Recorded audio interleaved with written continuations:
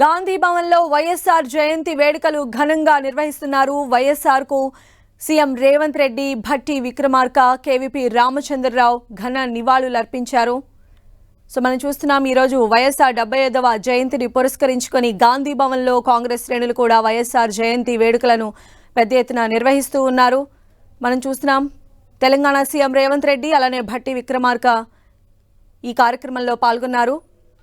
ఇక ఈరోజు రేవంత్ రెడ్డి ఏపీలో కూడా పర్యటించబోతూ ఉన్నారు. మనందరికీ 1983లో రాజశేఖర రెడ్డి గారు పిసిసి ప్రెసిడెంట్ అయ్యారు. చాలా రోజుల తర్వాత గాంధీ భవన్కి ఆ రోజున రంగులు మనందరికీ 1983లో రాజశేఖర రెడ్డి గారు పిసిసి ప్రెసిడెంట్ అయ్యారు. చాలా రోజుల తర్వాత గాంధీ భవన్కి ఆ రోజున రంగులు వేయించారు. 1982లో రాజీవ్ గాంధీ గారితో ఆయన జనరల్ సెక్రటరీగా ఉన్నప్పుడు మంత్రిగా పులివెందుల సభలో పాల్గొన్నారు. తర్వాత మిగతా విషయాలన్నీ మీ అందరికీ తెలిసినయే.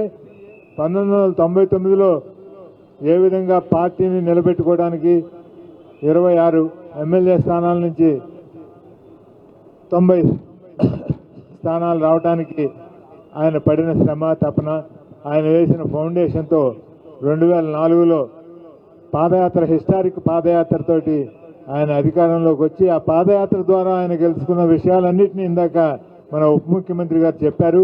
నేను వాటన్నిటిని మళ్ళీ చరిత్రచరణం చేయాల్సిన అవసరం లేదు.